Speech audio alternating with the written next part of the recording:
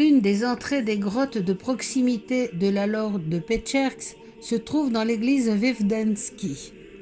L'entrée est gratuite, mais il faut se munir d'une bougie fournie à l'entrée pour une pièce symbolique, car il y fait sombre et chaud. C'est un lieu étrange et curieux, mais c'est surtout un lieu de prière et de recueillement pour les Ukrainiens. Tenue correcte exigée et tête couverte pour les femmes. Les étroites galeries et les chambres exiguës sont vite encombrées par l'affluence des pèlerins. Égarons-nous dans les couloirs, loin de la foule.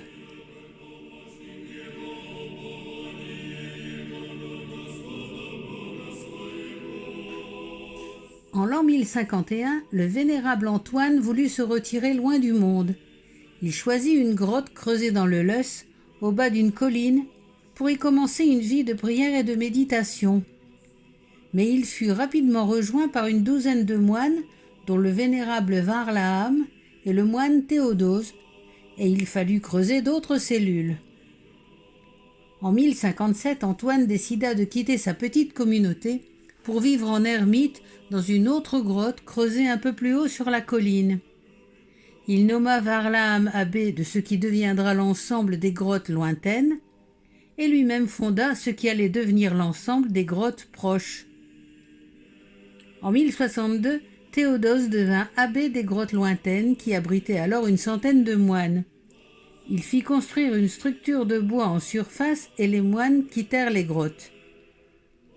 Au milieu des années 1070, le centre du monastère a commencé à se déplacer vers la zone de l'actuelle Loire Haute, avec la construction de la première cathédrale de la Dormition.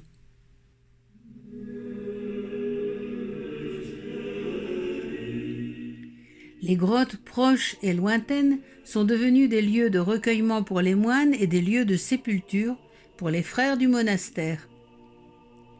Antoine est devenu le premier occupant des grottes proches en 1073, suivi en 1074 par Théodose, qui lui fut enterré dans les grottes lointaines.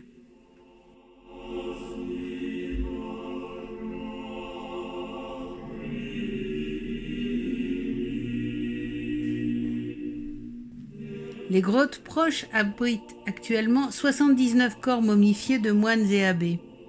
Elles s'étendent sur 383 mètres.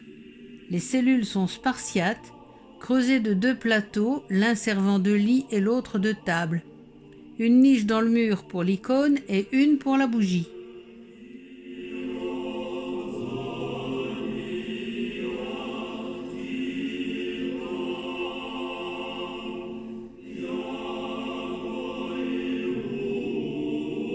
Au cours du temps, 3 églises souterraines ont été creusées et décorées.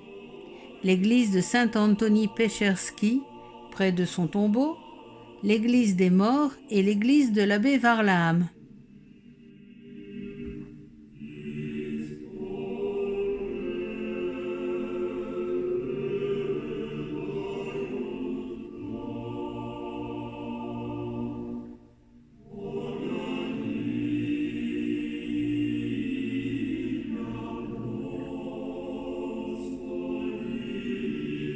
Les grottes lointaines abritent 49 corps sur une longueur de 293 mètres. Saint Théodose en fut le premier habitant, mais en 1090, son corps fut transféré à la cathédrale de l'Assomption. En 1240, lors de l'invasion mongole, son corps fut soigneusement caché pour éviter toute profanation. Caché, si bien qu'il fut oublié. La cellule de Théodose a été redécouverte en 1988 et elle était en parfait état. C'était la plus ancienne de cet ensemble, le plus ancien. L'église souterraine la plus proche de cette cellule est l'église Saint-Théodose, dans laquelle des crânes sont exposés.